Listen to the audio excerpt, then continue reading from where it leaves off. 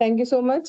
सबसे पहले आपने मुझे मौका दिया इस बहाने भगवान के बारे में श्रवण करने का और कुछ रीडिंग करने का मुझे मौका मिला, तो थैंक यू वेरी मच। और मैं पूरा प्रयास करूंगी कि प्रभुपाद जी ने जो तात्पर्य दिए हैं उसको हम समझ सकें। तो आप सब वैष्णव के संग में ओम अज्ञानतिमिरान्धस्य ज्ञानाञ्जनशलाकया चक्षुरुन्मिलितं येन तस्मै श्रीगुरवे नमः। श्रीचैतन्यमनोभीष्टं स्थापितं येन भूतले स्वयं रूपा कदा मह्यं ददाति स्वपदान्तिकम्। नमः ॐ विष्णुपादाय कृष्णपृष्ठाय भूतले श्रीमते भक्तिवेदान्ता स्वामिनिति नामिने। नमस्ते सारस्वते देवे गौरवाणी प्रचारिणे निर्विशेषा शून्यवादी पाश्चात्यदेशतारिणे। जय श्री कृष्ण चैतन्य प्रभु नित्यानंदा श्री अद्वैत गदाधर शिवासादि गौर भक्त वृंद। हरे कृष्णा कृष्णा कृष्णा हरे हरे, हरे राम राम राम हरे हरे। हरे कृष्णा। तो आज हम श्रीमद् भागवतम के चौथे स्कंद के चौथे अध्याय के 15वां और 16वां श्लोक करेंगे। ओम नमो भगवते वासुदेवाय। ओम नमो भगवते वासुदेवाय। ओम नमो भगवते वासुदेवाय। नारायणं नमस्कृत्यं नरं चैव नरोत्तमं देवीं सरस्वतीं व्यासं ततो जयमुदीरयेत्। नष्टप्रायेषु अभद्रेषु नित्यं भागवत सेवया भगवती उत्तम श्लोके भक्तिर्भवती नैष्ठकी। ग्रंथराज श्रीमद् भागवतम की जय। तो हमारा जो अध्याय है उसका नाम है सती द्वारा शरीर त्याग।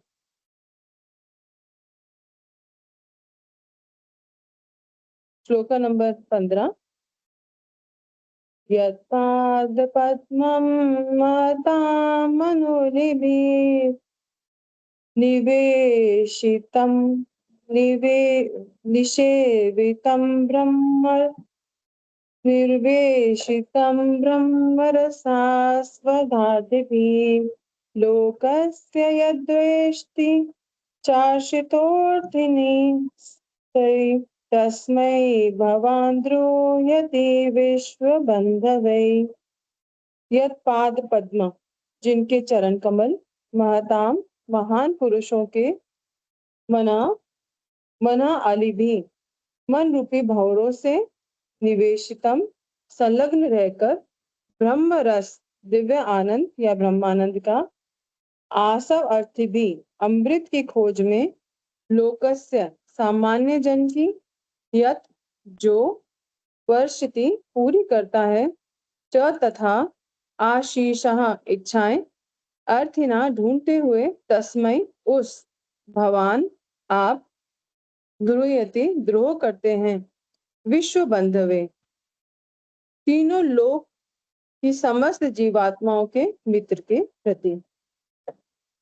अनुवाद और तात्पर्य हिज डिवाइन ग्रेस ऐसी भक्ति विधान स्वामी श्रील प्रभुपाद जी के द्वारा जगत गुरु श्रील प्रभुपाद की जय।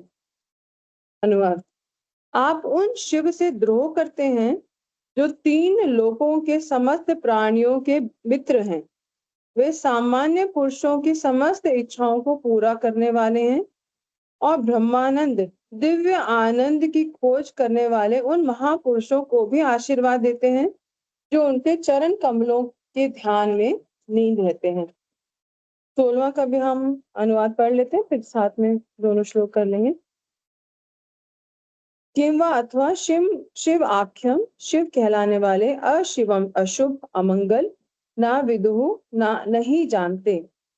त्वत अन्य, आपके अतिरिक्त अन्य ब्रह्म आदायः ब्रह्मा इत्यादि तम उनको शिव को अविकीर्य बिखरे हुए जटा जटा बनाए शमशाने शमशान में तत्माल्य भस्म कपाली जो नर मुंडों की माला पहने और राख लगाए हुए हैं अवसत संग रहने वाले पिशाचे असुरों के साथ ये जो मूर्ति भी शीर से दधति दधति धारण करते हैं तत्चरण अवशिष्टम उनके चरण कमलों से गिरी हुई। अनुवाद। क्या आप यह सोचते हैं कि आपसे भी बढ़कर सम्मानीय व्यक्ति जैसे भगवान ब्रह्मा इस शिव के नाम से विख्यात अमंगल व्यक्ति को नहीं जानते? वे शमशान में असुरों के साथ रहते हैं। उनकी जटाएं शरीर के ऊपर बिखरी रहती हैं। वे नर मुंडों की माला धारण करते हैं और शमशान की राख शरीर में लपेटे रहते हैं। किंतु इन अशुभ गुणों के होते हुए भी ब्रह्मा जैसे महापुरुष उनके चरणों पर चढ़ाए गए फूलों को आदर पूर्वक अपने मस्तकों पर धारण करके उनका सम्मान करते हैं। जगत गुरु श्रील प्रभुपाद की जय। तो ये बहुत ही एक सुंदर वर्णन चल रहा है माता सती और भगवान शिव का चल रहा है। आपने पिछले अध्याय में देखा होगा किस प्रकार दक्ष प्रजापति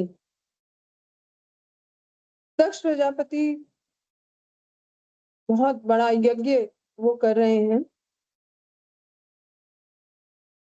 दक्ष प्रजापति की एक प्रिय पुत्री है माता सती।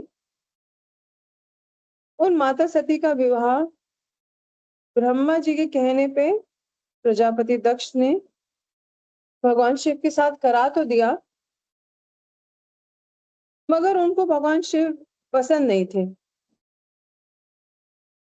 क्योंकि आप समझ सकते हैं कि प्रजापति हैं तो अच्छे ऐश्वर्यशाली होंगे, उनकी सुंदर पुत्री हैं, सभी गुणों से संपन्न हैं।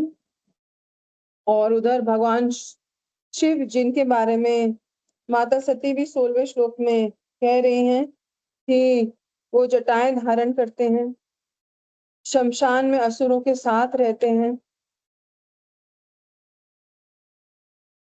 वे नरमुंडों की माला धारण करते हैं और शमशान की राख को शरीर पे लपेटे रहते हैं।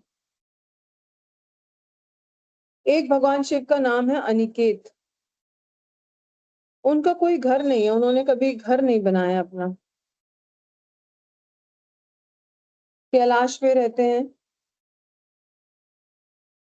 तो इतने ज्यादा वो भगवान के ध्यान में लीन रहते हैं कि वस्त्र, घर, सज्जा सामान, मतलब अपनी कुछ ऑर्नामेंट्स पहनना, कुछ आभूषण पहनना, इन सब से उनको कोई मतलब नहीं है।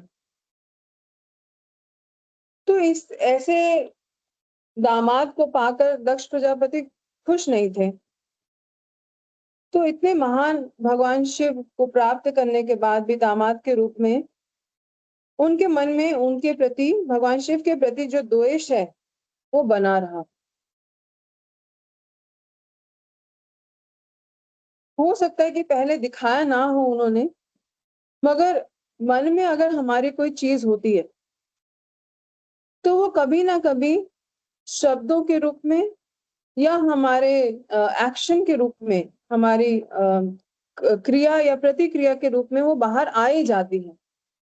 कहते हैं ना, थिंकिंग, फीलिंग एंड विलिंग। मन में जिसका चिंतन चल रहा है, तो कभी कभी क्या होगा, अभी हम किसी से द्वेष करते हैं तो हम ऐसे दिखा सकते हैं। प्रोपा जी कहते थे अमेरिकन स्माइल, है ना, हम उनको स्माइल करके दिखा सकते हैं, oh no we are fine, how are you. मगर कभी ना कभी वो द्वेष जो है, जो मन में हमारे अंदर द्वेष भावना है, किसी के प्रति घृणा है, तो वो शब्द के माध्यम से, नहीं तो हमारे शरीर के माध्यम से वो कभी ना कभी प्रकट हो ही जाएगी। ऐसा ही दक्ष प्रजापति के साथ हुआ। अपनी पुत्री का विवाह तो करा, मगर भगवान शिव के प्रति उनके मन में द्वेष भावना थी, एक हीन भावना थी। इसी के कारण उन्होंने भगवान शिव को उचित सम्मान नहीं दिया।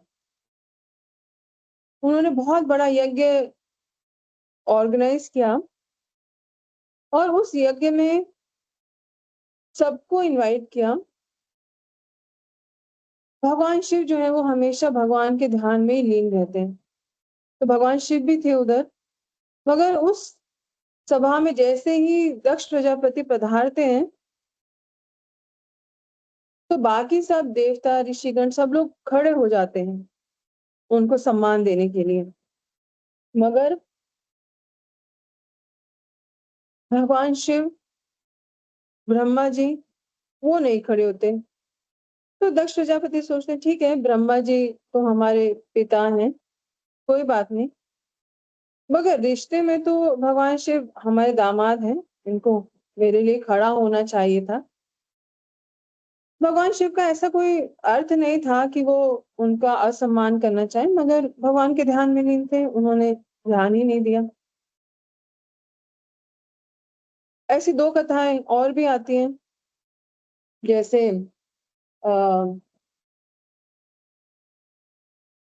रूप गोस्वामी की कथा आती है कि एक पंगु ब्राह्मण थे और वो जा रहे थे तो थोड़ा लचक-लचक के चल रहे थे। तो रूप गोस्वामी तो अपने ध्यान में लीन थे और वो भगवान की लीला को देख के, उसको स्मरण करके, राधा रानी और भगवान कृष्ण की लीला का स्मरण करके वो मुस्कुरा रहे थे। उधर पंगु ब्राह्मण, उन्होंने सोचा कि ये तो मेरा मजाक उड़ा रहे हैं कि मैं कैसे लचक के चल रहा हूँ, तो उन्होंने अपराध ले लिया।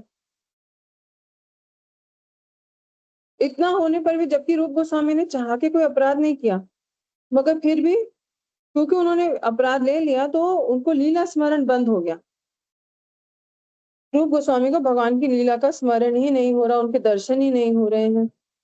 तो बड़े परेशान हो गए कि क्या है ऐसा, मैंने क्या कर दिया, क्योंकि जान जान के तो कोई अपराध किया नहीं था उन्होंने। तो सनातन गोस्वामी ने उन्हें बताया कि आप सबको इनवाइट करें, सभी ब्रजवासियों को एक फीस्ट के लिए। जो नहीं आएंगे वो समझ जाना कि भाई वो आपसे नाराज है, इसलिए नहीं आए। ऐसे रूप गोस्वामी ने किया, तब उनको पता चला कि ये ब्राह्मण जो है मुझसे नाराज है, उन्होंने अपराध ले लिया। तो मन में, तन में या वाणी में अपराध ना भी हुआ, मगर दूसरे भक्त ने अपराध ले लिया तो भी अपराध लग गया। रूप गोस्वामी जो हमारे इतने महान आचार्य, भगवान की मतलब मंजरी हैं जो भगवत धाम में, तो सोचिए कि बाकी सबका तो क्या ही कहें, तो वो अपराध भी लग गया। बलराम जी ने बलराम जी आए तो रोम हर्षण, वो उठे नहीं, तो उन्होंने अपराध किया। मगर वो बलराम जी के प्रति वो अपने आप को ऊंचा समझ रहे थे कि मैं तो व्यास आसन पे बैठा हूं, मैं क्यों किसी के लिए उठूं, है? तो बलराम जी ने उनका वध कर दिया था। मगर यहाँ वैसी सिचुएशन नहीं है। भगवान शिव किसी के प्रति भी, यहाँ पे माता सती जो है अपने पति, भगवान शिव उनके पति हैं, तो अपने एक स्त्री को हरदम अपने पति को आदर सम्मान से देखना चाहिए और कहीं पर भी उनका जो है उनका असम्मान हो, वो उसको सहना नहीं चाहिए। ना तो करना चाहिए, ना तो कोई और करे तो उसको रोकना चाहिए। तो माता सती जो है तो भगवान शिव, बात वो चली थी पहले वाले, उसकी बात चली थी। तो दक्ष प्रजापति ने अपराध कर दिया भगवान शिव के प्रति। भगवान शिव के प्रति अपराध कर दिया, तो इस कारण ये जो अपराध हुआ उनसे, उसका नतीजा क्या हुआ, जैसे हमने कोई बीज लगा दिया और अगर वो बीज कैक्टस का है तो कभी ना कभी उसके कांटे निकलेंगे। तो उस समय भी बहुत, भगवान शिव ने तो कुछ नहीं रिएक्ट करा, मगर उनके गढ़ों ने सब तहस-नहस किया।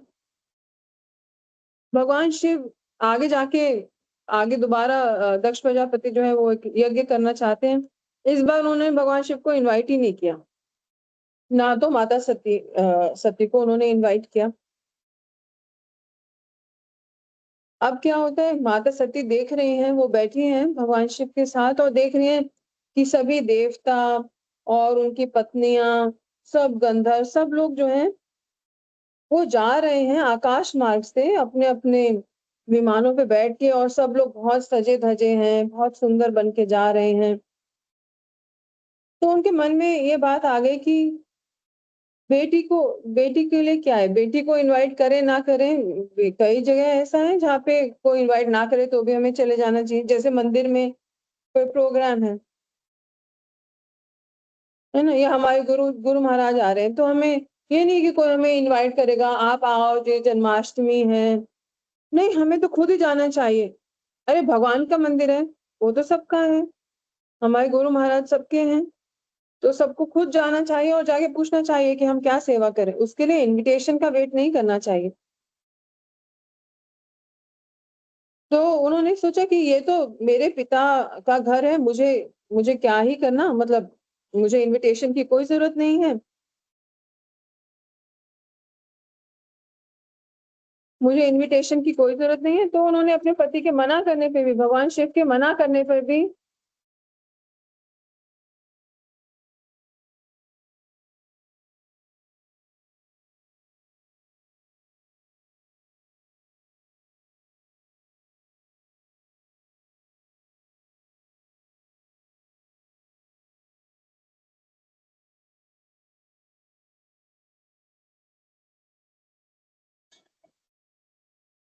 हरे कृष्ण। तो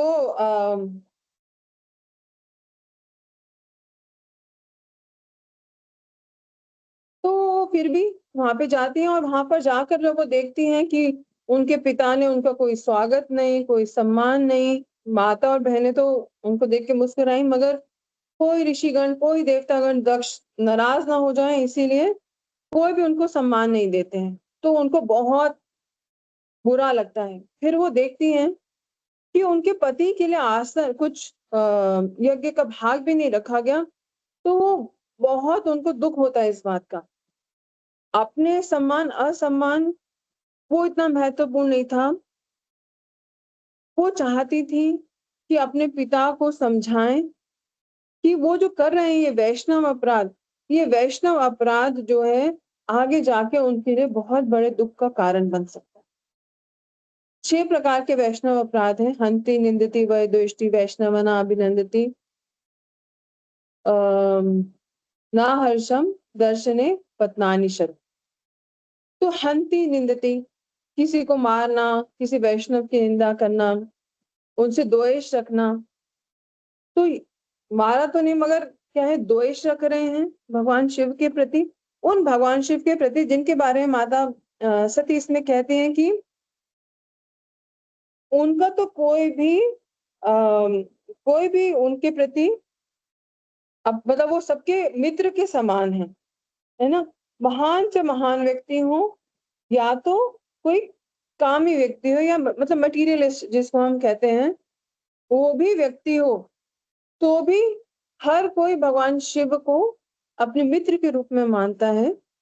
उनके लिए शब्द आया विश्व बंधवे, अर्थात 3 लोक की समस्त जीवात्माओं के मित्र के प्रति। तो समस्त जीवात्मा जो भी इस भौतिक संसार में हैं, उसको प्रभुपाद कह रहे हैं 2 प्रकार के लोग हैं। एक प्रकार के लोग हैं जो कुछ इच्छा रखते हैं, कुछ कामना रखते हैं भौतिक अपनी भोग के लिए, उसको पूरा करने के लिए इच्छा रखते हैं। तो भगवान शिव आशुतोष हैं। आशु अर्थात बहुत जल्दी, तोष मतलब तुष्ट हो जाना, संतुष्ट हो जाना। तो भगवान शिव थोड़ा-सा सोचिए कि वो ऐसे बिल्व पत्र, बेल के पत्ते चढ़ा दो। हम सोचते भगवान को कुछ, है ना, फूल चढ़ाएँ, अच्छे से फूल, कुछ जैसे हमें भक्ति रसामृत सिंधु में हम पढ़ते हैं कि भगवान कृष्ण को अच्छे सुगंधित पुष्प चढ़ाने चाहिए। तो हम प्रयास करते हैं कि भगवान को कुछ अच्छे सुगंध वाले पुष्प दें, मगर भगवान शिव, उनको तो पत्ता ही चढ़ा दो तो उससे भी वो खुश हो जाते हैं। तो ऐसा, इतने महान है भगवान शिव, इतने आसानी से प्रसन्न हो जाते हैं। तो हम देखें, अभी सावन का महीना चल रहा था, तो सावन के महीने में लोग इधर नॉर्थ इंडिया में होते कांवड़ यात्रा, आई थिंक वहां नहीं होता होगा, शायद साउथ में या महाराष्ट्र में। तो भगवान शिव को प्रसन्न करने के लिए लोग चल चल के अपने गांव से, शहरों से गंगा जी जाते हैं और वहां से जल भर के लाते हैं, उनको अपने कंधे पे लटका कर पूरा नंगे पैर चल के जाते हैं। तो काफी कष्टकारी भी है, काफी मुश्किल है, छाले पड़ जाते पैरों में, मगर और वो जाके वो शिवलिंग पे वो जल चढ़ा दिया जाता है। तो भगवान शिव, छोटी से छोटी, उनको कुछ भी अर्पित करो तो भगवान शिव प्रसन्न हो जाते हैं। मगर अधिकतर लोग उनको प्रसन्न करना चाहते हैं अपनी भौतिक इच्छाओं की पूर्ति के लिए। हाँ? इसीलिए बहुत लोग भगवान शिव की पूजा करते भी हैं, क्योंकि कोई इजीली खुश हो जाए और हमारे भोग की इच्छा की व्यवस्था, भोग के सामान की व्यवस्था हो जाए तो बहुत अच्छा है। तो ऐसे लोग बहुत भगवान शिव की पूजा करते हैं। फिर दूसरे प्रकार के लोग हैं जो अपनी भौतिक भोग की इच्छा पूरी करते वो थक गए। धर्म अर्थ काम मोक्ष, चार पुरुषार्थ, धर्म का पालन कर रहे हैं अर्थ की प्राप्ति के लिए, ताकि कामनाओं की पूर्ति हो सके। तो भगवान शिव की पूजा कर रहे हैं, फिर देख रहे हैं कि इच्छाओं की पूर्ति करते करते कुछ फायदा तो हो नहीं रहा, फिर से कुछ एक इच्छा पूर्ति होती है, फिर उससे पहले ही दूसरी इच्छा जन्म ले लेती है, तो इच्छाएं खत्म नहीं होती और इतना आनंद भी नहीं मिलता। कोई चीज मिल जाए उसके बाद कुछ दिन बाद वो पुरानी लगने लगती है ना? फिर उसका उसके प्रति इतना अट्रैक्शन नहीं होता। कोई नई चीज आती है तो हम बार बार, कोई नया टीवी खरीदो तो बार बार उसी पे नजर जाती है, अरे बेटा धूल चढ़ गई, इसको साफ कर दो, है ना? तो उसी पे नजर जाती है, बाद में तो वो जनरल सा लगता है, ठीक है। ऐसी पति पत्नी नहीं नहीं, तो बहुत अट्रैक्शन और बहुत समय उसमें हम व्यतीत करते हैं, मगर बाद में ठीक है, कभी तो पता ही नहीं चलता। अरे तुमने नई नई साड़ी मैंने आज पहनी, तुमने देखा ही नहीं, तुम्हें पता ही नहीं चलता कि मैंने नई साड़ी पहनी है। तो बाद में कुछ इतना वो नहीं रहता। हम्म, तो चीज, तो इंसान को, व्यक्ति को क्या एक आने लगता है कि कोई फायदा नहीं है ये, कई कई जन्म भी लग सकते हैं इसमें, कि भौतिक इच्छाओं की पूर्ति करना ही सब कुछ नहीं है। हमें मोक्ष की तरफ बढ़ना चाहिए। है? या कोई फ्रस्ट्रेट हो जाता है बार बार कि ये इंद्रिय तृप्ति का कोई फायदा नहीं है, मुझे तो इन सब से, सुख दुख से परे निकलना है, तो वो मोक्ष की इच्छा करता है, चौथे पुरुषार्थ की। तो भगवान ऐसे व्यक्ति जो ब्रह्मानंद की खोज कर रहे हैं, उन उन वो भी भगवान शिव की प्रार्थना करके, भगवान शिव की पूजा करके वांछित फल फल की प्राप्ति कर सकते हैं, क्योंकि भगवान शिव खुद वैरागी हैं, खुद वो इन सब चीजों से बंधे हुए नहीं हैं, तो वो ये सब प्रदान कर सकते हैं। साथ में भक्त जो हैं, वो भी भगवान की पूजा कर सकते हैं, उनसे वर मांग सकते हैं, पूजा अर्थात उनसे वरदान प्राप्त कर सकते हैं, उनको प्रणाम कर सकते हैं, क्योंकि भगवान शिव वैष्णव नाम यथा शंभु, सभी वैष्णवों में सर्वोत्तम है। तो वैष्णव जो है वो तो जहां से प्राप्त हो जाए वहां से वो कैसे न कैसे किसी से आशीर्वाद प्राप्त हो जाए। हम तो क्या, हमें तो क्या करते हैं, हम तो सभी वैष्णवों को प्रणाम करना चाहिए, है ना? तीन प्रकार के वैष्णव हैं, तो जो कनिष्ठ है उनको भी हम मन से प्रणाम करते हैं। किसी चींटी चिड़िया किसी को परेशान ना करे अपनी तरफ से, ऐसा हम प्रयास करते हैं। तो इतना इतना सब है, तो ये तो सर्वश्रेष्ठ वैष्णव है भगवान शिव। तो उनसे अगर हम प्रार्थना करें कि हमें आपके समान हम वैष्णव बन सकें, तो भक्त भी उनकी पूजा करते हैं।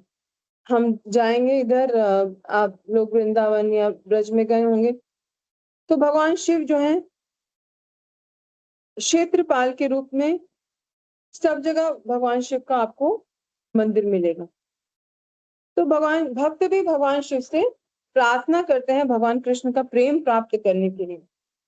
इसीलिए वो क्या है, विश्व बंधुए, सबके प्रति वो मित्रता का भाव रखते हैं, सबके प्रति वो क्या कहते हैं, बहुत जल्दी वो सबसे प्रसन्न होके उनको उनका वांछित फल, चाहे भोग हो, मोक्ष हो या भक्ति हो, वो सब प्रदान करते हैं, सबको प्रदान करते हैं। तो माता सती उधर आई हैं, तो वो बताना चाहती है कि आप किनके प्रति शत्रुता का भाव रख रहे हो? भगवान शिव के प्रति। उन्होंने तो आपके प्रति कोई अपराध किया ही नहीं। आप ही कहते हैं वन साइडेड लव होता है, ये क्या यहाँ वन साइडेड हेट है? एक ही तरफ से वो अपनी तरफ से वो उनको हेट करे जा रहे हैं, करे जा रहे हैं, करे जा रहे हैं। तो इसीलिए बार-बार उनको माता सती जो है, जैसे हमें कोई बताए किसी के गुणों के बारे में बताए, तो हो सकता है कई बार हम किसी को गलत समझ रहे हों या उनके गुण हम नहीं जानते, तो कोई हमें उनके गुण बताता है, तो हमारी उनके प्रति रिस्पेक्ट भावना जो है वो बढ़ जाती है ना? जैसे मैं आपको बताती हूँ, जैसे एक बार हम एमएससी में थे, तो वृंदावन हमारे कॉलेज की तरफ से थे, आगरा गए थे उस ट्रिप में, तो उसमें हमारे कॉलेज में ज़्यादातर मुस्लिम थे। तो बाद में वृंदावन रास्ते में आता है दिल्ली से, तो आगरा बाद में वापसी में उन्होंने वृंदावन रोका और कहा कि आप में से किसी को जाना है तो आप जा सकते हैं दर्शन करने के लिए। अब उससे पहले मैं कभी वृंदावन नहीं गई थी और ऐसे भक्ति में नहीं, हम कोई थे कुछ, ठीक है, वृंदावन ऐसे पता है नाम, बस इतना ही।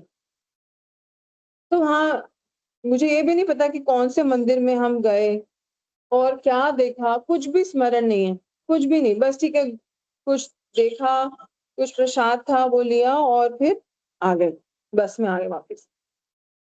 मगर उसके 1 आध साल बाद ही अ, जब वैष्णवों का संघ प्राप्त हुआ, हमारे गुरु महाराज कार्तिक के महीने में एक ट्रिप लेके जाए थे, 2002 की बात है ये। तो महाराज जी प्रेसिडेंट थे मंदिर के, राधा पार्षद मंदिर के, तो ट्रिप लेके जा रहे थे। तो मेरी सिस्टर ने मेरा भी नाम लिखा दिया कि तू वृंदावन जाओ। तो तब जब मैं गई, तब रास्ते में महाराज जी ने बोला कि आप सब 16 माला करना कम से कम, तो 16 माला भी करी और भक्तों के संग में तब थोड़ा-सा मतलब तब समझ में आया कि ये वृंदावन धाम है, ऐसे मंदिर हैं, ऐसे हमें भगवान के दर्शन करने चाहिए। तो ये सब कुछ थोड़ा, वो तो अभी भी हम सीख रहे हैं, मगर तब उस समय का दर्शन मतलब मुझे याद है। तो क्या होता है, जब कोई वैष्णव या कोई व्यक्ति हमें बताता है किसी के गुणों के बारे में, तो हम उसके गुणों को या उसके महत्व को समझ सकते हैं। तो माता सती यहाँ पे अपने पिता को बता रही हैं कि उनको तो सभी कोई उनसे प्रेम करता है और वो भी सबसे प्रेम करते हैं। तो आप क्यों उनके प्रति ऐसा द्वेष भाव रख रहे हो? तो ऐसा तो प्रभुपाद जी कह रहे हैं कि जो इस लोक के सामान्य उन्नत जनों से बढ़कर है, सभी से बढ़कर है भगवान शिव, उनकी सर्वश्रेष्ठ वैष्णव के रूप में सभी लोग पूजा करते हैं। इस प्रकार वे सबके मित्र हैं, चाहे सामान्य जन हो, उन्नत जन या भगवत भक्त हो। अतः किसी को भी ना तो शिव जी का अनादर करना चाहिए, ना ही उनसे शत्रुता करनी चाहिए। तो आगे माता सती जो है उसको कंटिन्यू करते हैं, अब वो बता रहे हैं कि आप तो प्रजापति हो ना, मगर इस पूरे ब्रह्मांड में जो सबसे शुद्ध जीव होता है, जीवात्मा होती है, उनको ब्रह्मा जी का पद दिया जाता है सृष्टि के समय। ब्रह्म तो ऐसे ब्रह्मा जी जो कहने में कहें तो हम भगवान शिव के पिता के रूप में लगते हैं, उनकी प्रकृति से, उनके उससे वो प्रकट हुए। तो वो ब्रह्मा जी भी भगवान शिव के चरणों की धूल, जिसको आप सोच रहे हो अशुभ है, वो धूल को और उनके भगवान शिव के चरणों में पड़े हुए फूलों को अपने मस्तक से लगाते हैं। तो आप क्या ब्रह्मा जी से भी बड़े हो गए? जैसे कई लोग कहते हैं कि अरे हम माला हमें जल करने की क्या ज़रूरत है हाथ से, और हमारे तो मन में चलता रहता है। तो हमारे वैष्णव भक्तों से हमने क्या सुना है कि अरे जब ब्रह्मा जी माला कर रहे हैं, शिव जी के हाथ में माला है, तो आप क्या उनसे बड़े हो गए? ऐसी माता सती कह रही है कि ब्रह्मा जी वो भी जो इस ब्रह्मांड के सबसे उच्च लोक में रहते हैं और सबसे पवित्र जीवात्मा है वो ब्रह्मांड की, जिनको ब्रह्मा जी का पद दिया गया, जिनसे भगवान शिव लीला के रूप में जब हम देखते हैं तो उनसे प्रकट होते हैं, तो उन भगवान शिव की धूल वो अपने मस्तक पे धारण करते हैं और आप उन भगवान शिव के प्रति अपराध कर रहे हैं। तो यहाँ प्रभुपाद जी इसके तात्पर्य में बताते हैं कि हम जैसे जो बद्ध जीव हैं, जब हम अपने आप को भगवान नाम से, भगवान की सेवा से, भक्तों की सेवा से अपने आप को शुद्ध करेंगे, तो धीरे धीरे हमारे अंदर आध्यात्मिक गुण बढ़ते चले जाएंगे। भगवान कृष्ण में सभी गुण जो हैं परिपूर्ण सभी गुण हैं और वो भी 100% है।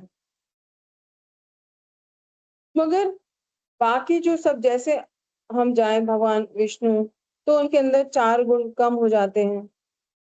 फिर उनसे भगवान विष्णु या विष्णु तत्व जो कहा जाए, उनसे कम भगवान शिव में आते हैं। 64 उसके बाद 60 और आई थिंक 55, तो ऐसे और उनसे कम ब्रह्मा जी में है। तो भगवान शिव जो है वो ही is very close to Vishnu तत्व।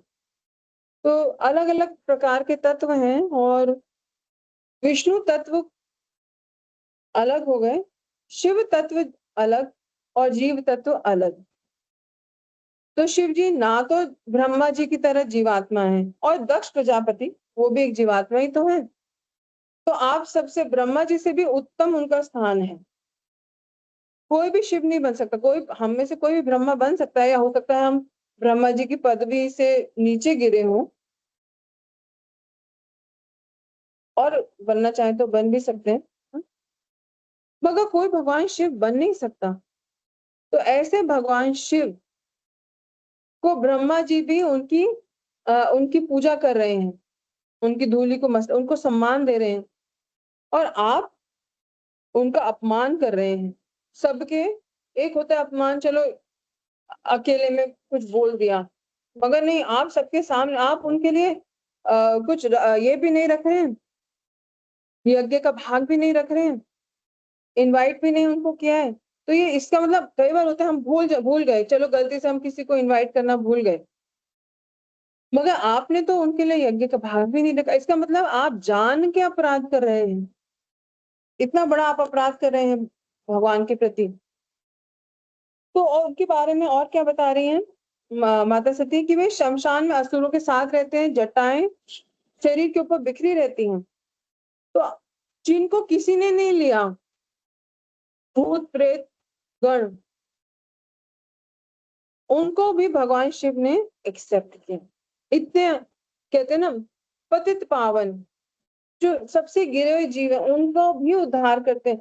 जो असुर लोग हैं वो भी भगवान शिव से प्रार्थना उनकी पूजा करते हैं, उनसे कुछ वरदान प्राप्त करना चाहते हैं। रावण वो भी बड़े शिव भक्त है ना? और कई सारे लोग हैं असुर जो भगवान शिव की पूजा करते हैं, तो भगवान शिव उनको भी वरदान देते हैं। गण ये भूत प्रेत गण उनके साथ रहते हैं। भगवान शिव जो है काशी में शमशान में भटकते मतलब जाते हैं। क्यों जाते हैं? क्योंकि वो हर समय भगवान का नाम स्मरण करते हैं, नाम उच्चारण करते हैं। तो जीवों को उद्धार करने के लिए भगवान शिव उनके कान में राम नाम बोलते हैं ताकि उनको उनका कल्याण हो सके। तो शमशान में रहते हैं, घर बनाया नहीं है, जटाएं धारण करी हुई हैं। जटाओं का अर्थ क्या है कि अब हम कितना समय लगाते हैं अपने बालों को मेंटेन करने के लिए, है ना? उसकी मेंटेनेंस के लिए हम शैम्पू भी करेंगे, आजकल तो कंडीशनर और सीरम और इतनी सारी चीजें हैं, है ना? तो और अलग-अलग टाइप के हेयर स्टाइल, सब कुछ इतना सब हम उसको समय देते हैं। इवन लड़कियाँ ही नहीं, आजकल लड़के लोग भी इतने अलग-अलग हेयर स्टाइल रखते हैं। तो हम उसको इतना समय दे रहे हैं, मगर भगवान शिव के पास तो समय नहीं है कि वो अपने बालों का ध्यान रखें, है ना? जैसे कर्दम मुनि के उसमें आता है कि माता देवाहुति के पास समय ही नहीं था, वो अपने पति की इतनी सेवा में व्यस्त थी कि उनकी जटाएँ बन गई थी। तो जटाएँ इसीलिए भगवान शिव के, क्योंकि हरदम भगवान के स्मरण में ही वो रहते हैं। तो ऐसे भगवान शिव और नरमुंडों की माला धारण करी हुई है। अब नरमुंडों की माला क्या है? तो एक बार नारद मुनि ने माता सती को पूछा, बोला कि जरा अपने पति को पूछो तो सही, गले में किसके ये डाल रखे हैं, जरा उनसे पता करो। और तो माता सती जो है, भगवान शिव आते तो वो पूछते हैं कि ये आपने किसके ये मुंड गले में धारण करे हैं? तो भगवान शिव कहते हैं कि नारद मुनि आए थे क्या तुमको भड़का के गए? तो वो समझ गए भगवान शिव सॉरी नारद मुनि आए। तो भगवान शिव ने कहा ये तुम्हारे ही अलग-अलग जन्म, सॉरी माता पार्वती ने पूछा था। तो वो नरमुंड क्या है? माता पार्वती जो पहले सती थी और उससे भी पहले उन्होंने वो सब भगवान ने उनके मुंड धारण करे हुए हैं। तो इतना प्रेम करते हैं माता से। और शमशान की राख शरीर पे लपेटे रहते हैं। हम देखते हैं हमारे इसमें आता है अ, जगन्नाथ जगन्नाथ दास बाबा जी महाराज का मायापुर जाएँगे, तो वो टॉयलेट में जाके वहाँ पे जब मतलब टॉयलेट के ऐसे स्थान जो है वहाँ पे जाके वो अपना जप करते थे ताकि कोई उनसे मिलने के लिए ना आए। ऋषभ देव, उन्होंने अपने शरीर के ऊपर मल लगा लिया ताकि लोग उनसे दूर रहें। क्यों?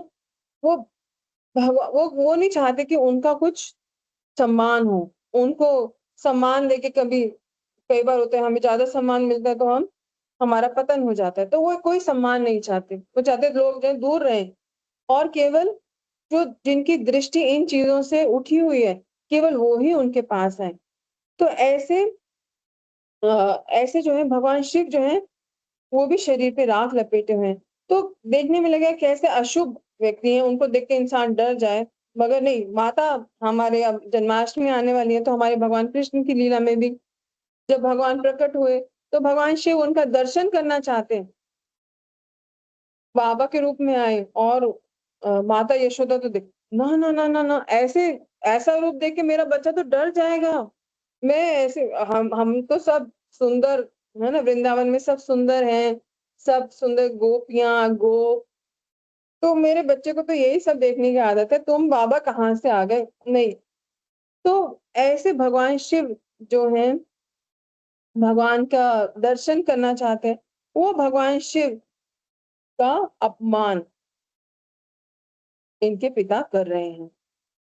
तो माता सती जो वहाँ पर आईं, उनका अर्थ यह नहीं था कि केवल जो है मेरे पिताजी के घर में फंक्शन है तो चलो मैं पार्टी में जाऊँ या फंक्शन में जाऊँ, केवल इसलिए नहीं आई। प्रभुपाद जी यहाँ पे अंत में कह रहे हैं कि वे वास्तव में अपने पति के घर उत्सव में सम्मिलित होने नहीं आई थी। यद्यपि आने के पूर्व उन्होंने अपने पति से यही तर्क दिया था कि वे अपनी बहनों माताओं से भेंट करना चाहती हैं। यह तो पूरी दलील है, केवल कि मैं अपनी बहन से, माँ से तो मिल लूँ। क्योंकि उनके अंतःकरण में उन्होंने यह भाव बना रखा रखा था कि वे अपने पिता दक्ष को आश्वस्त करेंगी कि शिव से विरोध बनाए रखना वृथा है। यही उनका मुख्य उद्देश्य था। तो माता सती वहां पर क्यों आई हैं? उनको वैष्णव अपराध मत करो पिताजी, ये समझाने के लिए वहां पर आई हैं। वैष्णव अपराध का रिजल्ट बहुत बुरा होता है। रोमहर्षण जी ने वैष्णव अपराध करा, मरना पड़ा। मरीचि के पुत्रों ने अपराध करा, मृत्युलोक में आके उनको माता देवकी के 6 शिष्यों के रूप में जन्म लेना पड़ा। फिर चैतन्य महाप्रभु की लीला में आता है, हरिदास ठाकुर एक सभा में गए थे और वहां पे हरि नाम की उन्होंने महिमा बताई। एक भक्त थे गोपाल भट्टाचार्य, गोपाल ऐसे गोपाल उनका नाम था।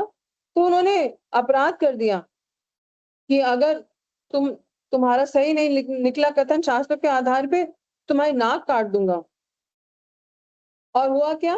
क्योंकि उन्होंने अपराध करा, तो उन्हीं को कुष्ठ रोग हो गया, उनकी नाक जो है वो गल गई। हाँ? तो वैष्णव अपराध जो है बहुत मतलब हमारे गुरु महाराज कहते थे कि कुछ भी करो, वैष्णव अपराध मत करो। तो वैष्णव अपराध जो है बहुत हमें हमारा पतन करा सकता है।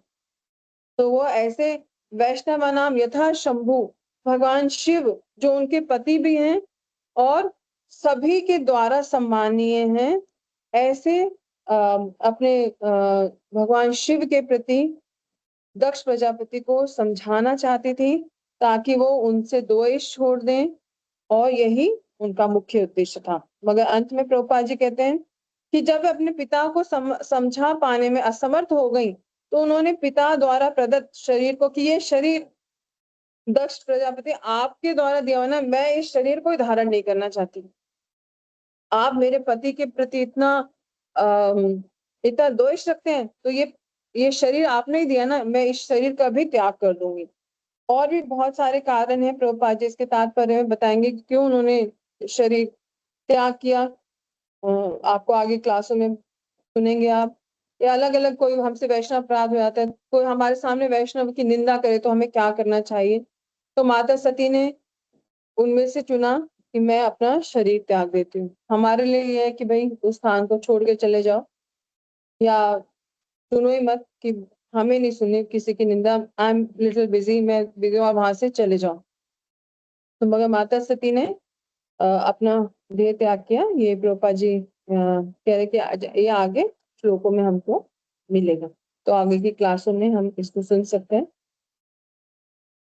तो यही है, भगवान शिव बहुत महान है और हम उनसे प्रार्थना कर सकते हैं और उनके प्रति बहुत हमें सम्मान रखना चाहिए। जब हम चींटी चिड़िया को सम्मान देते हैं तो भगवान शिव तो भगवान के बहुत ही प्रिय हैं। तो अगर हम उनसे प्रार्थना करेंगे, आशुतोष है भगवान, तो वो हमें भक्ति में हमारी प्रगति कराएंगे और अपना आशीर्वाद हमें प्रदान करेंगे। हरे कृष्ण। तो समय हो चुका है और तात्पर्य में जो प्रभुपाद जी ने बताया, तो मैंने प्रयास किया कि हम उसको कवर करें। Thank you very much. Hare Krishna. Shrimad Bhagavatam की जय। प्रभु जी, कोई प्रश्न है या कुछ पॉइंट्स कुछ मिस आउट हुए या कोई शेयर करना चाहता है अपने रियलाइजेशन या कुछ, तो वी आर मोस्ट वेलकम। हरे कृष्णा। या थैंक यू माता। पहले तो बहुत बहुत धन्यवाद आपका, इतना सुंदर प्रवचन के लिए। आपने बहुत अच्छे से वैष्णव अपराध के बारे में भी बताया, कैसे वैष्णव अपराध से बचना चाहिए, उदाहरण भी दिए, रोमहर्षण, फिर मरीचि के पुत्र, ये सब अलग अलग उदाहरण भी दिए, तो बहुत अच्छा था। मैं क्विकली भक्तों से रिक्वेस्ट करता हूँ, किसी का कोई प्रश्न है, कोई शंका है, तो या कोई कमेंट्स है तो लेते हैं हम लोग, या आपको कुछ अच्छा लगा है आज की क्लास में तो you can talk about it. Hare Krishna. Please raise your hands. Yes, Suraj Madhav Prabhu. Hare Krishna Mata ji. अगले बहुत बहुत धन्यवाद माता जी। माता जी, जस्ट एक हरे प्रश्न, कृष्ण मतलब प्रभु। एक भक्त ने पूछा था माता जी कि सतयुग में सारे जीव मतलब बहुत ही सत्व गुण के स्तर पे होते थे, तो ये सतयुग में ही हुआ था माता जी, क्योंकि दक्ष जिस तरह से बर्ताव कर रहे, तो क्योंकि कहा गया कि सतयुग में सारे जीव जो थे उनकी क्वालिटी सब सत्व गुण में होते थे। तो खाली एक अगर कुछ क्लैरिफिकेशन मिल सकता, एक भक्त का ये सवाल था कि दक्ष जिस तरह से बिहेव कर रहे, तो हरे कृष्ण माता, दंडवत प्रणाम। हरे कृष्ण प्रभु जी, दंडवत प्रणाम। हर हर समय पे कोई ना कोई ऐसे लोग रहते हैं, कम होते हैं उनकी मात्रा, मगर कोई ना कोई असुर वगैरह, जैसे हम देखते हैं कि शुरुआत में भी, सृष्टि की शुरुआत में भी कौन थे जिन्होंने ये चुरा लिया था, शास्त्र चुरा लिए थे, वेद चुरा लिए थे। तो असुर जो हैं वो रहते हैं, और आसुरी प्रवृत्तियां ये हमारे हृदय में रहती हैं। तो क्योंकि अभी हम लोग सब बद्ध जीव हैं, तो वो युग का, स्थान का, समय का प्रभाव हमारे पे पड़ता है। मगर कभी कोई चीज़ हमारे अंदर से कब उभर के आ जाए वो पता नहीं है। तो ऐसे दक्ष प्रजापति, आप जैसे कह रही थी, सही है वो कि वो सतयुग की बात है, शुरुआत की बात है। मगर होता है ना कि जैसे बीज है, तो बीज को अगर जल दे दिया, तो वो फूट ही जाएगा, जर्मिनेट हो जाएगा। ऐसे ही उनके मन में जो द्वेष था, वो बाहर निकल आया। तो काम, क्रोध, लोभ, मोह, मात्सर्य, ये 6 जो क्या कहेंगे, 6 हमारे जो शत्रु, जो दोष हैं, ये हमारे हृदय में ही हैं। मगर वो कब किसके प्रति निकल आए, तो वो कभी भी किसी भी युग में हो सकता है। हाँ, कलयुग तो कलेर दोष निधे राजन, कलयुग में ये सब चीज़ें ज़्यादा हैं, या कहेंगे कि जो बाकी सब तो चले गए, जो हम बच गए हैं, तो हमारे अंदर ये सब चीज़ें ज़्यादा हैं। मगर हाँ, क्योंकि सब बद्ध जीवात्माएँ ही हैं, तो प्रकट हो जाती हैं समय-समय पे। और ऐसे ही दक्ष प्रजापति के साथ भी हुआ। मैं तो रिक्वेस्ट करूँगी, किसी और डिवोटी से कोई और पॉइंट इसमें ऐड करना चाहें। मतलब मैं तो ये समझती हूँ कि यही है कि सभी बद्ध जीवात्माओं के अंदर एक दोष है, क्योंकि हम भगवान से द्वेष करते हैं, इसीलिए हमारे अंदर वो द्वेष है। अब किसी के प्रति वो द्वेष बढ़ सकता है, जैसा यहाँ पे दक्ष प्रजापति का भगवान शिव के प्रति बढ़ गया, तो ये किसी भी युग में हो सकता है। हरे कृष्णा। हरे कृष्णा। थैंक यू माता जी, हाँ मैं आपने अच्छी तरह समझाया। Thank you. S S Gopimohan Prabhu. Thank you Mata हाँ जी। नहीं नहीं, बस हाँ यही ऐड करना चाह रहा था कि ये 3 गुण तो हमेशा रहते ही हैं। हाँ बट ये है कि सतयुग में जो थे वो परसेंटेज ज्यादा होता था, जैसे माता जी ने भी बहुत अच्छे से समझा दिया। बस यही है कि जो सत्वगुणी लोग हैं वो ज्यादा होते हैं, लेकिन ऐसा नहीं है कि अगर सत्वगुण है तो उसमें तमोगुण नहीं है, रजोगुण नहीं है, होता है। और कभी ना कभी फिर वो इग्नाइट होता है किसी ऐसे इंसिडेंट पे, जैसे हमारे अंदर भी तमोगुण है, रजोगुण है, हम लोग बहुत अच्छा, हम लोग डिवोटी हैं, हम लोग दिखाने का प्रयास करते हैं, लेकिन कब कोई ऐसा कोई कुछ उल्टा पुल्टा काम करता है तो फिर हमारा वो तमोगुण रजोगुण बाहर आ ही जाता है। तो वैसे भी मतलब है, मतलब ही वॉज, दक्ष भी जो था वो कोई साधारण नहीं था, he was very qualified person, लेकिन वो द्वेष था उसके अंदर, तो वो उस टाइम पे इग्नाइट हो गया वो तुरंत वो। तो ये होता है, मतलब दिस 3 गुणास आर ऑलवेज देयर, और इसीलिए भगवान बोलते हैं हम लोग को 3 गुणों के ऊपर उठना है हम लोगों को। Thank you Mata. Hare Krishna. Thank you so much Gopmohan Prabhu, आपने बहुत अच्छा एक्सप्लेन किया। जैसे अभी हम लोग कैसे लगते हैं कि बहुत डिवोटी डिवोटी, मगर कभी-कभी आप देखोगे मंदिरों में भी सब जगह पॉलिटिक्स भी होती है, कभी-कभी गुस्सा करना भी पड़ता है और कभी गुस्सा आ भी जाता है, सारी चीज़ें हो जाती हैं। तो इसमें हमें विचलित नहीं होना चाहिए, क्योंकि ये सब हमारे अंदर है। बस वही है कि जैसे प्रभु जी कह रहे हैं, चिंगारी, है ना? थोड़ी-सी चिंगारी लगे और फिर हम फट जाते हैं। तो कोई नहीं, धीरे-धीरे हम शुद्ध हो जाएँगे, भगवान शिव की तरह। उन्होंने कुछ गुस्सा नहीं किया, तो ऐसा उनसे उनसे हम आशा रख सकते हैं, ऐसे कुछ गुण हमारे अंदर आएँ। या और ये मतलब मतलब मैं हमेशा देखता हूँ कि कभी मतलब बहुत सारे भक्त हैं, बहुत डिवोटीज हैं जो वैष्णव अपराध के नाम पे इतना डरते हैं कि वो ये सोचते हैं कि मेरे से अपराध नहीं हो जाए, और इतना डरते हैं कि कुछ गलत भी हो रहा है तो अरे यार ये भी डिवोटी, मैं किसको बोलूं, वो चक्कर में कुछ बोलते भी नहीं है।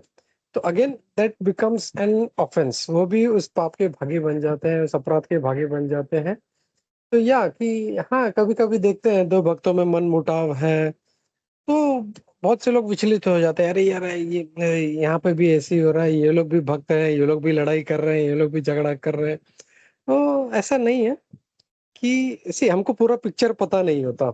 2 लोगों के बीच में अगर कोई मन मुटाव है तो देर इज सम रीजन, कोई किसी को करेक्ट कर रहा है, और एक जो है वो या तो समझने का प्रयास करता है, ठीक है मेरी गलती है मैं मान लेता हूँ, या तो फिर वो नहीं मानता, तब फिर वो पूरा जो है एकदम मल्टीप्लाई हो जाता है, ज़्यादा फिर लोगों के बीच में दिखता है उनका झगड़ा।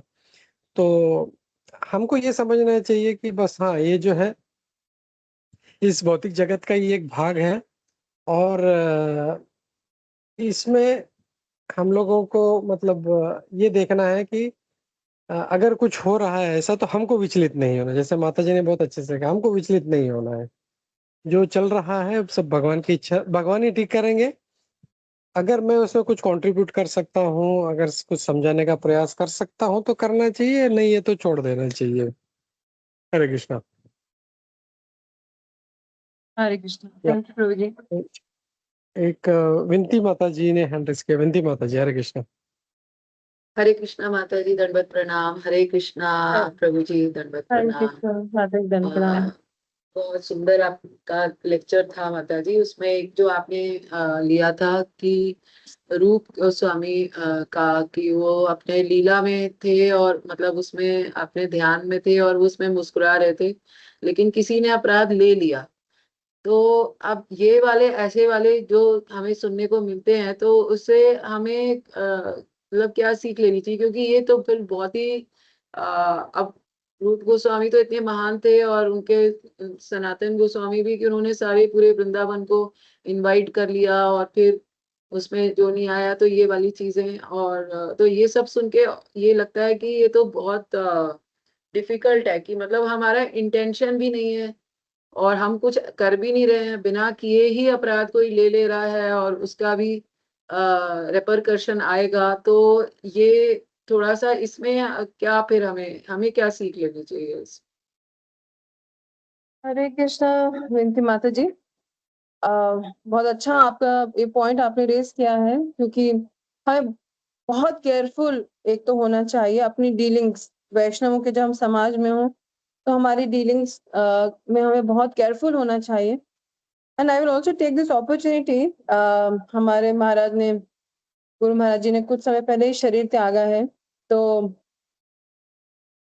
महाराज के लिए भी मैं ऐसे ही बोल सकती हूँ कि विश्व बंधवे अजात शत्रु, उनके लिए ये सब जो है हम यूज कर सकते हैं, जिन्होंने महाराज के दर्शन करे हो या उनके साथ कभी कुछ डीलिंग्स रही हो।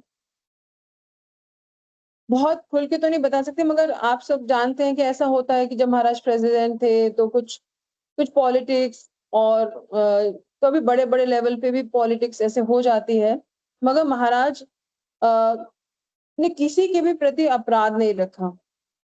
एक प्रभु जी हैं, अभी वो हमारे नॉर्थ इंडिया के जीबीसी भी हैं, तो उन्होंने अपने इसमें बोला कि कभी मेरा मन मुटाव हो जाता था क्रतु के साथ, ऐसे उन्होंने बोला कि हमारे गुरु महाराज हैं, ग्रेस कृतदास अधिकारी गुरु महाराज, तो उनके प्रति उन्होंने बोला कि क्योंकि हम एक पोजीशन पे हैं तो हमसे अपराध हो गया, हमें मतलब एडमिनिस्ट्रेटिव लेवल पे हम उनसे नहीं, मगर महाराज ने कभी भी हमारे प्रति, जब भी हमसे मिले, जो हमारे टेम्पल का इनॉग्रेशन हुआ तो महाराज ने उनके चरण धुलवाए और वो चरण का जो जल है वो पिया।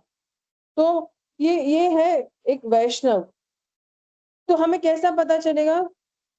उसके फल से पता चलेगा। जैसे हम जो है, हमें क्या करना है, किसी कोशिश करनी है, मैं खुद भी ऐसा नहीं हूँ, मतलब हमें प्रयास करना है कि हम किसी के प्रति अपराध जान के तो बिल्कुल ही ना करें, है ना। और अनजाने में, और सबको इतना प्रेम दे, हम इतने हम विनम्र रहें कि अगला वाला व्यक्ति चाहे सामने बोले ना बोले, मगर पीछे वो जरूर कभी ना कभी रियलाइज करेगा और वो ये बात समझेंगे कि ये जो व्यक्ति है इसने मुझसे द्वेष नहीं किया, मैंने द्वेष किया या किया नहीं किया, मगर इन्होंने नहीं किया। तो हम अपने से हम प्रयास कर सकते हैं कि हम वैष्णव अपराध ना करें, बहुत केयरफुल रहें। किसी भक्त का या कोई अभक्त भी हो, हम किसी का दिल ना दुखाएं, हमारे कोई भी वचन के द्वारा या हमारे किसी कार्य से, हम एटलीस्ट जान के तो हम ना करें, और कोशिश करें कि अनजाने में भी ना हो, मगर जान के तो बिल्कुल ना करें। और भगवान से और सबसे हम क्षमा मांगते रहें, जैसे हमारे गोस्वामियों ने करा, रघुनाथ दास गोस्वामी, सनातन गोस्वामी, हजारों हजारों वैष्णवों को वो एक दिन में प्रणाम करते थे कि किसी से के प्रति अपराध बाय चांस हो गया या किसी ने ले लिया तो वो हमें माफ कर दे, हमें क्षमा कर दे। तो अगर हम सबके प्रति मैत्रीपूर्ण व्यवहार रखेंगे तो वो हमें क्षमा कर ही देंगे। Hare Krishna. Thank you, Mataji. Thank you for thank you. this explanation. Thank you.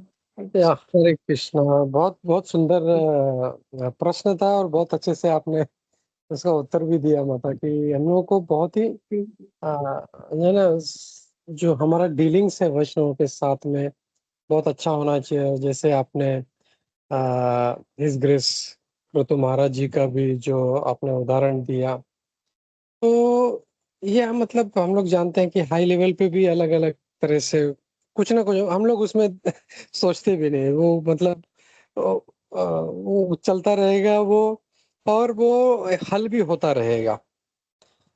तो अभी जैसे हम लोग जानते हैं रिसेंटली लाल गोविंद प्रभु जी को भी उन्होंने इस्कॉन से बाहर निकाला था। He was out for some time and then now he is back. तो ये सब कुछ ना कुछ होते रहता है। हम लोग को उसमें ये नहीं सोचना चाहिए कि अरे ऐसा क्यों हो गया या वैसा क्यों हो गया। दिस इज मतलब हम लोग जस्ट एक क्या बोलते हैं ना, क्या बोलते हैं बाईपास बाईपास मतलब जो है छोड़ते ही रहना चाहिए उसको, और इतना उसके ऊपर दिमाग नहीं लगाना चाहिए कि ये क्यों हो गया या वो क्यों हो गया। और बहुत ही इसमें और एक जो मुझे लगता है ये जो श्री रूप गोस्वामी जी का ये जो पास टाइम है, इसमें सीखने जैसा और एक महत्वपूर्ण बात ये भी है कि हम देखते हैं कि रूप गोस्वामी जी साक्षात मंजरी हैं, इतने बड़े ऑथराइज्ड है, लेकिन उन्होंने जब मतलब उनका भी जब अपराध लगा तो उनका भी जो विजन था राधा कृष्ण पास टाइम देखने का बंद हो गया। So that's how powerful is Vaishnav अपराध, ये सीख लेना चाहिए। दूसरा ये भी है कि मतलब वो इतने पावरफुल आचार्य होते हुए भी ये नहीं सोचा उन्होंने कि अरे ये तो छोटा सा एक ब्राह्मण है, एक छोटा सा व्यक्ति है, तो इसको समझना चाहिए कि मैं तो जो है भगवान के ध्यान में हूँ, उनके लिए कर रहा हूँ। तो एक नम्रता उनमें, नम्रता था उनमें। मतलब एक जो वैष्णव होता है इज सो हम्बल कि वो हर किसी को, जैसे आपने भी कहा कि चींटी को भी हम लोग आदर देते हैं। तो हम लोग हमेशा ये कोशिश करते हैं कि सिर्फ हम लोग वैष्णव के बीच में जो है सिर्फ हम लोग वैष्णव को आदर दें, लेकिन बाकी को आदर नहीं देते। तो वैसे भी नहीं होना चाहिए। जैसे हम लोग वैष्णव में कहा जाता है कि इवन चींटी को भी आदर देना चाहिए। तो दैट डजंट मीन कि सिर्फ चींटी को, और बाकी जो जो इवन भौतिकवादियों के साथ हम लोगों को मतलब ऐसा नहीं उनको सर पे बिठाना है, लेकिन या मतलब जो आदर रिस्पेक्ट जो है सबको मतलब देते हुए किसी के प्रति अपराध नहीं करे, अपना नम्रता बना के रखे हम लोग। और हमारे भक्ति में हम लोग कैसे आगे बढ़ते रहें, ये सारे जो नियम है वो हम लोगों को उसको अच्छे से पालन करते हुए आगे बढ़ना चाहिए। हम लोगों को, हम लोग क्या करते हैं कि अरे ये तो मायावादी है, अरे ये तो माया है, अरे ये तो वैसा है। तो मतलब उसमें क्या होता है कि हम लोग वैष्णव हैं, हम लोग वैष्णव में थोड़ा सा ऊपर हो गया हूँ, सीनियर हो गया हूँ, तो ये धीरे धीरे सटली जो है हमारा ईगो बढ़ते रहता है। लेकिन अगर नम्र रहेंगे, हर कोई मुझसे श्रेष्ठ है ये सोचेंगे, तो उसका भक्ति अच्छे से होगा। तो ये भी एक सीख हम लोग ले सकते हैं कि रूप गोस्वामी जी इतने महान आचार्य होते हुए भी उन्होंने जो था उस वैष्णव को ढूंढ के निकाला और उनको प्रणाम किया और उनसे क्षमा मांगा था उनसे। तो ये एक और एक चीज हम लोग को ध्यान रखना चाहिए। हरे कृष्णा। थैंक यू प्रभु जी, बहुत अच्छा आपने ऐड किया। गुरु महाराज हमारे कहते हैं कि कांटा जहां चुभाओ वहीं से निकालना पड़ेगा। तो जिसके प्रति अपराध हुआ हो, उससे हमें क्षमा मांगनी पड़ेगी। और आपने जैसे बताया कि ढूंढा उन्होंने, हमारी गुरु माता भी बता रही थी कि एक बार उन्होंने महाराज जी से प्रश्न किया। उन्होंने एक बार प्रश्न किया कि महाराज कि मतलब मेरी माला ठीक से नहीं हो रही है या कुछ ऐसे, तो महाराज ने बोला वैष्णव अपराध, तुमने वैष्णव अपराध किया है, तो तुम वैष्णव अपराध, तुम उनसे क्षमा मांगो, इस तरीके से। तो यही है कि हमें देखना चाहिए, चिंतन करना चाहिए कि अगर हमारा कुछ टेस्ट नहीं हो रहा माला में या सेवा में टेस्ट नहीं आ रहा, तो किसी के प्रति कुछ अपराध हो गया क्या, ऐसा हमें चिंतन करना चाहिए। और किसके प्रति हुआ वो ढूंढ कर फिर वो हम क्षमा मांगे, उनको प्रसाद के लिए इनवाइट करें। तो वैष्णव बहुत दयालु होते हैं, बहुत कृपालु होते हैं, वो क्षमा कर ही देंगे। Hare Krishna.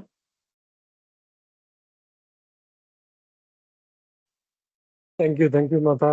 Thank thank you, you. बहुत अच्छा क्लास भी बहुत अच्छा रहा, प्रश्नोत्तर भी बहुत अच्छे रहे। तो आपका बहुत बहुत धन्यवाद, आपके जैसे इस श्लोक पे बहुत अच्छा मंथन भी हुआ। तो यही रिक्वेस्ट है माता, ऐसे ही आते रहिए, अपना संग देते रहिए। हरे कृष्णा माता, धन्यवाद प्रणाम। थैंक यू सो मच, आपने अपॉर्चुनिटी दी, नहीं तो हम तो अपने बिजी रहते हैं अपने शरीर को ही चलाने के लिए।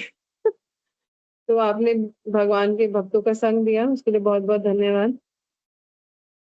Thank you Mata. हरे कृष्ण प्रभु जी, दंडवत प्रणाम। वांछा संसार कल्पितस्य कृपा सिंधु पतितनां पावने वैष्णव कोटि वैष्णव की जय। श्रील जय प्रभुपाद की जय। थैंक यू माता, जय। Thank you very thank much. You, Hare thank you Krishna, everyone. Hare Krishna Prabhu ji. दंडवत प्रणाम।